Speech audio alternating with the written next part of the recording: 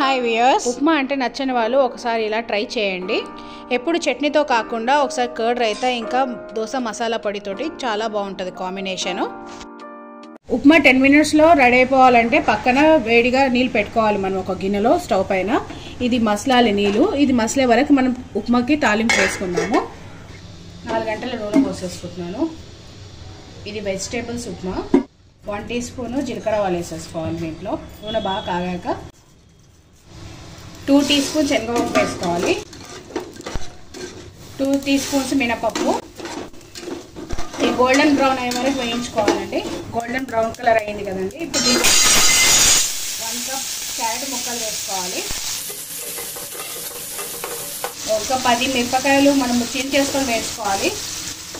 ఇంట్లో ఒక cup beans వేసుకోవాలి.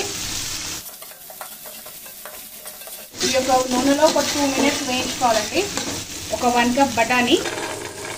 ఉప్మా నేను 6 మెంబర్స్ కోసం చేస్తున్నాను. వెజిటేబుల్స్ కొంచెం హాఫ్ బాయిల్డ్గా ఉడికిపోవాలి. ఈ నూనెలోనే తగినంత ఉప్పు వేసుకోండి.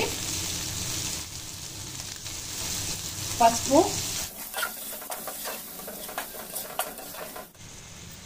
పక్కన నీళ్ళు మసులుతున్నాయి చూడండి. ఇలా మసల పెట్టుకోవాలి రెడీగా.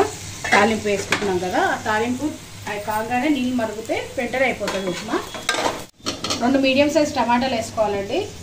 చిన్న టమాటా ముక్కలు, కొద్దిగా కరివేపాకు చుంచేసి వేసేసుకోండి.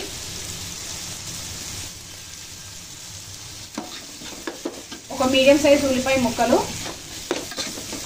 మూత పెట్టి ఒక 2 మినిట్స్ ఈ నూనెలో మగ్గించుకోవాలి. వెజిటేబుల్స్ అన్నీ లో ఫ్లేమ్లో పెట్టేసి మగ్గించుకోండి. 2 మినిట్సే, ఎక్కువసేపు మగ్గించుకోదు. పలుకులను మెత్తగా అయిపోతాయి. లేకుంటే ఒక 1 టీ స్పూను అల్లం వెల్లుల్లి పేస్ట్ వేసుకోవాలి.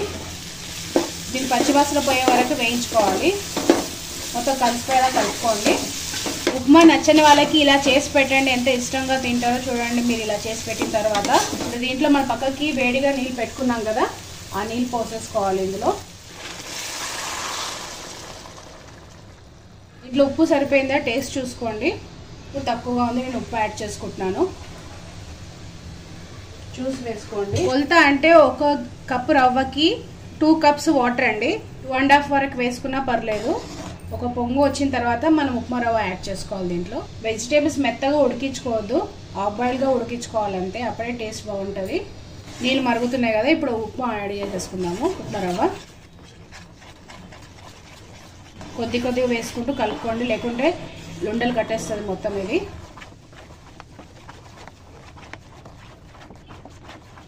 లుండలు కట్టకుండా కలుపుతూ ఉండండి. అన్ని వైపులా మంచిగా కలుపుకోండి. ఈ మాత్రం పల్సగా ఉండేలాగా ఉండాలి. ఉడికేటప్పుడు చూడండి ఇట్లా పడిపోతుంది కదా, అలా ఉన్నప్పుడు మనం ఉడికించుకోవాలి బాగా. అంత వాటర్ పోసుకోవాలన్నమాట. కింద అడగట్టకుండా ప్లస్ లుండలు కట్టకుండా మనం కలుపుతూ ఉండాలి. దీంట్లో కొద్దిగా కొత్తిమీర వేసుకోండి.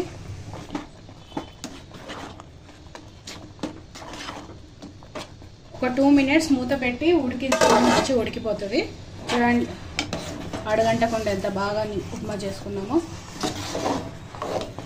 దగ్గర పడింది కదా, రెడీ అయిపోయింది. ఇంకా స్టవ్ ఆఫ్ చేసుకోవడమే. మిక్స్డ్ వెజిటేబుల్ ఉప్మా రెడీ అయిపోయింది. చాలా టేస్టీగా ఉంటుంది. ఒకసారి ట్రై చేయండి మీరు. కామెంట్ బాక్స్లో కామెంట్స్ పెట్టండి ఎలా ఉందో టేస్ట్ చేసుకున్న తర్వాత.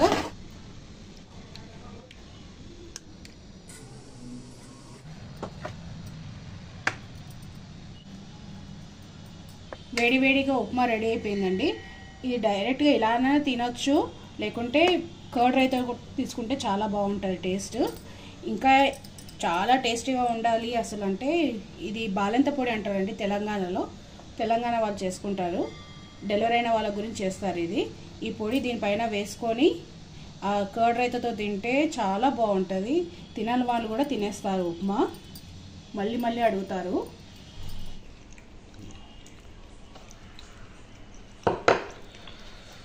ఈ కర్డ్ రైతా బాలెంత పొడి ఉప్మా కాంబినేషన్ 3 కలిస్తే ఎంత బాగుంటుందంటే టేస్ట్ చూసి మీరే కామెంట్స్లో నాకు కామెంట్స్ పెట్టండి.